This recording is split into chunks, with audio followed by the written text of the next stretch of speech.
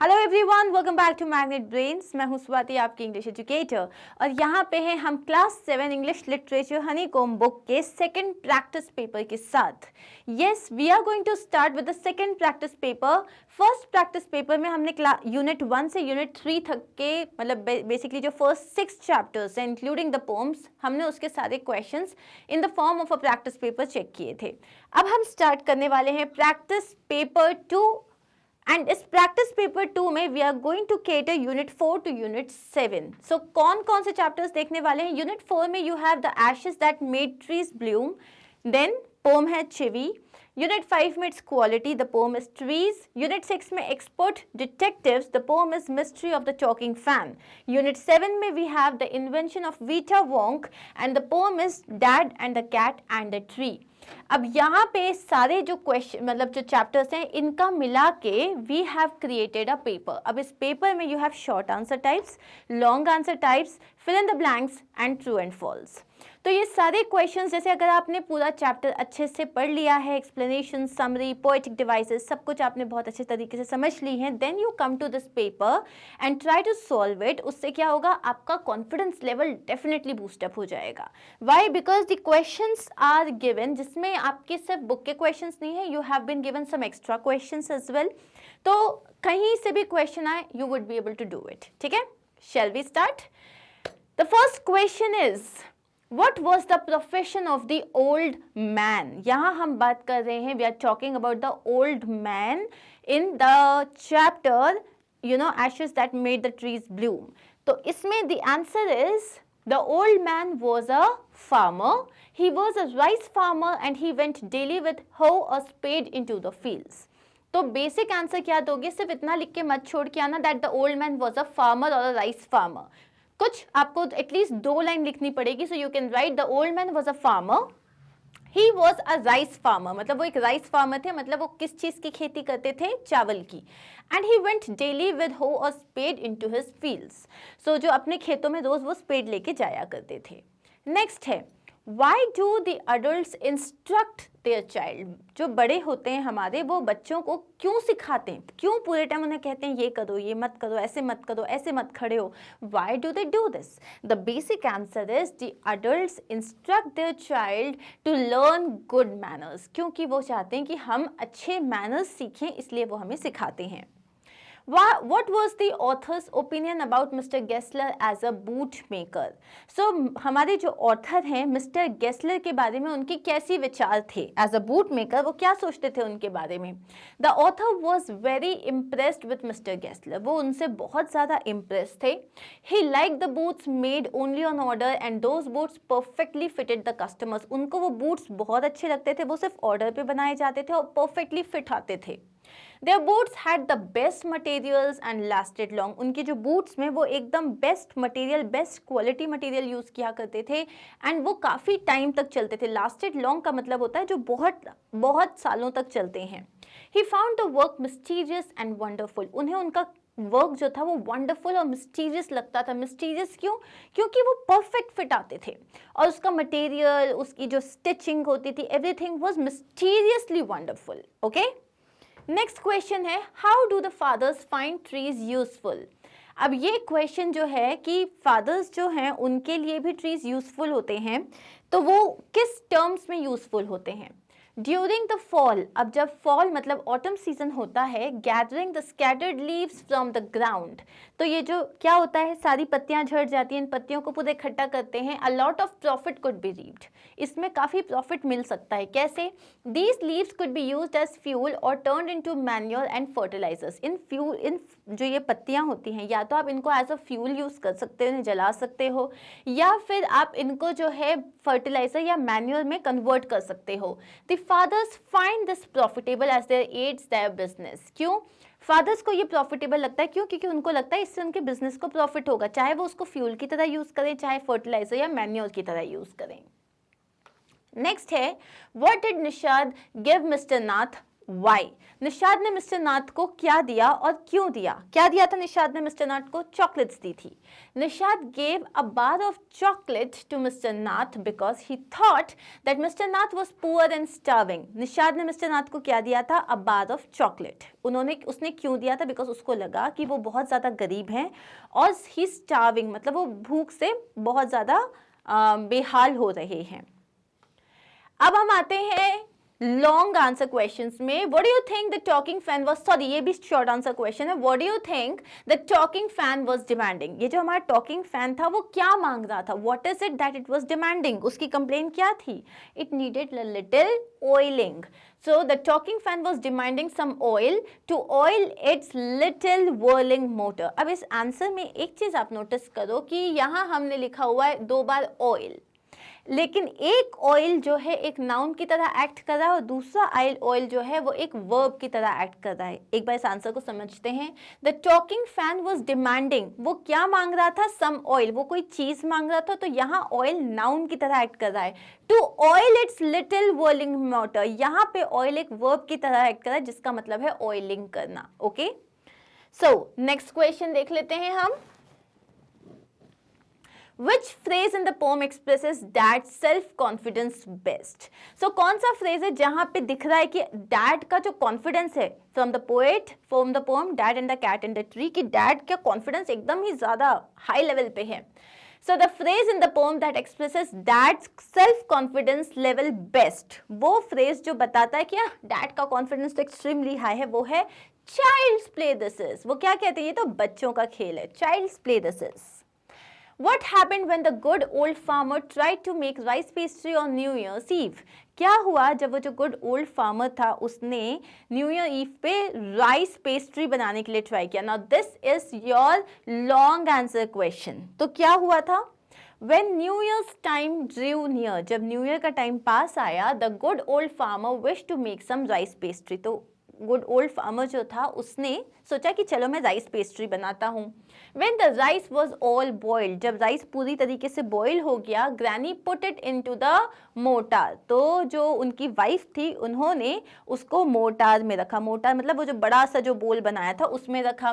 The old man lifted his hammer to pound the mass into dough।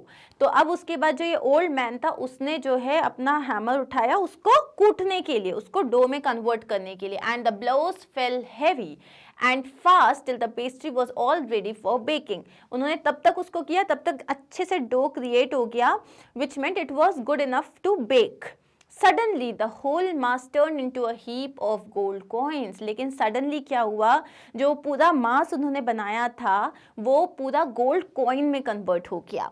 So this is what is the question कि क्या हुआ था जब उन्होंने new years ewe पे rice pastry बनाना चाहा। तब हम सिर्फ इतना नहीं लिख के आएंगे कि जब ये उन्होंने बनाना चाहा। अब ये डिपेंड करता है आपको कितने मार्क्स का क्वेश्चन आ रहा है। सपोज आपको ये सिर्फ 1 या 2 मार्क्स का, आप सीधा लिख सकते हो that you know as he try to make the pastry the entire mass, जो पेस्ट्री का जो रॉ मटेरियल होता है, turn into a heap of gold coins. Now this is also enough, but suppose this is of 3 marks और more than that, then you have to write the complete answer. What is the negative impact of too much interference by adults? जब adults का interference बच्चों की life में बहुत ज़्यादा होता है तो इसका negative impact क्या होता है? When the adult gives too many instructions to their children, जब adult जो है वो अपने बच्चों को बहुत ज़्यादा instructions देता है हर जगह कि ये मत करो, ये करो, ऐसे मत बैठो, ऐसे मत खड़े हो, then they kill their children's spontaneity and willingness to use his or her mind to understand life। तो क्या होता है, वो अपने बच्चों की spontaneity को ख़त्म कर देते हैं, जहाँ वो खुद अपना ब्रेन यूज़ करके अपनी लाइफ के डिसीजंस लेते हैं और इससे क्या होता है वो अब लाइफ को अंडरस्टैंड ही नहीं कर पाते। These instructions rob away their innocence, making them dependent on others। ये उनकी पूरी innocence, ये जो आप कंटिन्यूसली बच्चों को जो इंस्ट्रक्शंस देते हो उससे उनकी innocence पूरी चली जाती है और वो टोटली दूसरों पे डिपेंडेंट हो जाते हैं अपनी लाइफ के हर डिसीजन के लिए। Quality is an important aspect of business, elaborate. Quality जो है वो अब बिजनेस में बहुत इंपॉर्टेंट होती है। Now this is not a direct question, ये जो हमारी क्वालिटी चैप्टर है इसमें से हमने ऐसा क्वेश्चन नहीं दिया कि गेस्लर ब्रदर ने क्या किया या ऑथर ने क्या किया। Now this is an open ended question कि क्वालिटी जो है हर बिजनेस में बहुत इंपॉर्टेंट मानी जाती है। क्यों? इसको आप अपने मन से आंसर लिख सकते हो. You can write quality plays an important role in business. Quality जो है बिजनेस में बहुत इंपॉर्टेंट रोल प्ले करता है. Every customer looks for quality in the products they buy. हर इंसान जो भी कुछ खरीद रहा है उसमें उसकी क्वालिटी देखता है. Everyone wants to buy an item that has high quality. हर कोई एक ऐसा आइटम खरीदना चाहे, भले वो 5-10 रुपए 100 रुपए ज्यादा देने को रेडी होगा, लेकिन उसको अच्छी क्वालिटी चाहिए होती है. If we keep the quality of our products high then our customers will visit us again. अगर हम अपने कोई भी जो प्रोडक्ट जो हम सेल कर रहे हैं उसका अगर क्वालिटी हाई है तो वो कस्टमर्स हमारे पास वापस आएंगे. Popularity of our products also increases in the market. इससे क्या होता है, मार्केट में हमारी पॉपुलैरिटी बढ़ जाती है. But on other hand if we sell products of low quality then people might buy them once but will feel being cheated. लेकिन अगर आप लो क्वालिटी प्रोडक्ट्स बेचोगे तो लोग हो सकता है पहली बार में आए, प्राइस देखें, अरे इतना सस्ता है, उन्हें बाहर से लगे तो अच्छा है, लेके चले जाएं. बट बाद में जब वो चीज़ बहुत जल्दी जो है खराब हो जाएगी तब उन्हें लगेगा जैसे कि उनको किसी ने चीट किया है.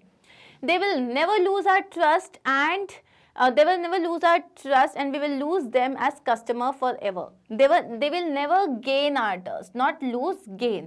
वो हमारा ट्रस्ट कभी भी गेन नहीं कर पाएंगे. ओके मतलब और we can say they will lose our trust. वो टोटल उनका जो ट्रस्ट है वो खत्म हो जाएगा और वो कभी भी हमारे पास वापस एज अ कस्टमर नहीं आएंगे. नेक्स्ट क्वेश्चन है, why does Maya think mister Nath is a crook? Who does she say the Sunday visitor is? माया को क्यों लगता है कि मिस्टर नाथ जो हैं वो एक क्रूक है, मतलब वो एक कल्प्रिट हैं, वो किसी तरीके के थीफ हैं. सो Who does she say the Sunday visitor is? और उसके हिसाब से जो संडे विजिटर है वो कौन हो सकता है? So Maya thinks that Mr. Nath is a crook because he doesn't talk to anyone and has no friends. माया को लगता है मिस्टर नाथ एक क्रूक है क्योंकि वो किसी से बात नहीं करते, उनके कोई दोस्त नहीं है. She believes that his scars are result of shootout with police. और उसको लगता है कि उनके फेस पे, उनकी बॉडी पे जितने भी स्कार्स हैं ये ना पुलिस के साथ एनकाउंटर में हुआ है. He doesn't work anywhere and sit at home all the day and there are no visitors at his place except the Sunday morning guest.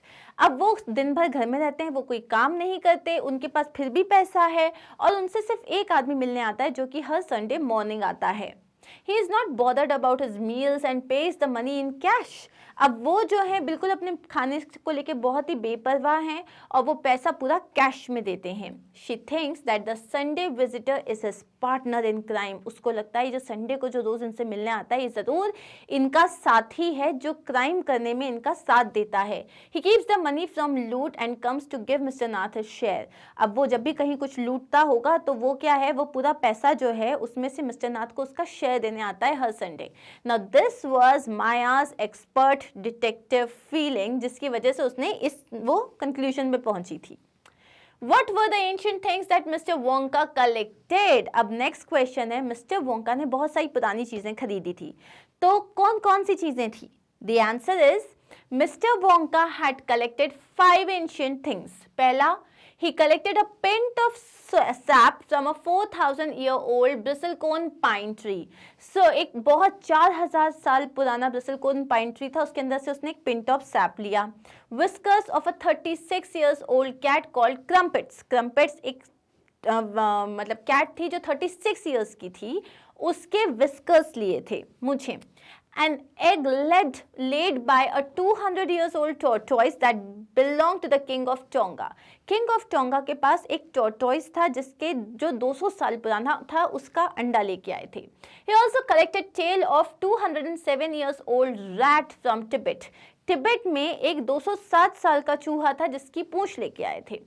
And tail of 51-year-old horse in Arabia. और Arabia में एक 51 years का horse था जिसकी वो tell लेके आए थे.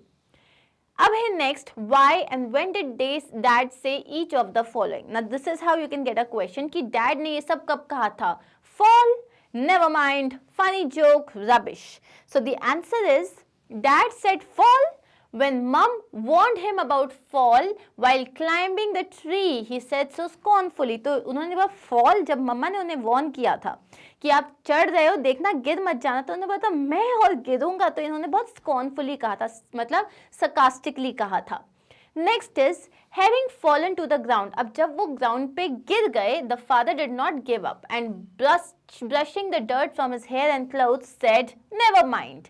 अब ये नेवर माइंड कब कहा था? जब वो पहली बार अपना जो प्लान ए उनका फेल हो गया, वो जमीन पे गिर गए, तो उन्होंने गिव अप नहीं किया। अपने पूरे कपड़ों से जो है डर्ट को और फेस से डर्ट को हटाया, बालों से डर्ट को हटाया और क्या कहा? नेवर माइंड, मतलब कुछ नहीं होता। Dad said funny joke. इन्होंने फनी जोक कब कहा था? व्हेन मम warned him of falling again. जब मम्मी ने कहा ना कि अरे तुम फिर से गिर जाओगे, तो उन्होंने बोला funny joke. He said so because he was overconfident of the success of his plan B. अब उन्होंने ऐसा इसलिए कहा क्योंकि उन्हें लगा प्लान बी तो टोटल सक्सेस जाएगा। After the second fall, when his wife intervened saying that he might break his neck, he again dismissed her concern by saying rubbish. तो जब सेकेंड फॉल, मतलब जब दूसरी बार वो गिर गए, तो उनकी वाइफ आई, बोला कि तुम अपना गला तोड़वा लोगे, मतलब तुम्हारी गर्दन टूट जाएगी, अब मत चढ़ो। तब उन्होंने क्या कहा था? रबिश। ओके, अब आते हैं हम नेक्स्ट क्वेश्चन पे, fill in the blanks. The tree provide shade, the trees provide shade and shelter. Trees shed और मतलब shade और shelter कब provide करता है? summers में। Mr. Wonka tested the oily black liquid over an, अब इन्होंने एक oily black liquid किसके ऊपर ट्राई किया था? Oompa Loompa volunteer। The narrator's father got the ladder from the, narrator के father को ये ladder, ये सीढ़ी कहाँ से मिली थी? From the garden shed. Mr. Nath used to eat, Mr. Nath क्या खाया करते थे? 2 chapatis, some dal and a vegetable, बस। And the last question is, the Gessler's shop was taken over by, Gessler की shop को किसने acquire किया था? An Englishman। अब है हमारे पास true and false. Mister Willy Wonka travelled across the globe in his great glass elevator to collect items for Vita Wonk, yes और नो? वीटा वोंक बनाने के लिए इनको पूरी दुनिया में अलग अलग जगह जाना था, तो वो अपने ग्रेट ग्लास एलिवेटर से गए थे। Is that true? Yes. Nishad agreed with Maya about mister Nath. Nishad के और माया के थॉट सेम थे मिस्टर नाथ को लेके? No. Mister Gessler died of cholera, वो कॉलेरा से मरे थे? नहीं, वो स्लो स्टार्वेशन की वजह से मरे थे। The mystery of the talking fan was stop once it was thrown out of the house. Mystery of the talking fan कब हो गई थी खत्म? जब उसको ऑयल किया था, उसको घर से कभी फेंका ही नहीं था। The adults enjoy having tea parties under the shade of the trees, yes. So the answer is true, false, false, false, true. Are we clear with this? चलिए, here we are done with the second practice test. Thank you so much for watching this video. I'm going to see you soon in my next video, जहाँ पे हम जो last 3 units हैं इनका एक practice test देखने वाले हैं। Stay tuned, stay connected. Do not forget to like, share and subscribe. Take care. Bye.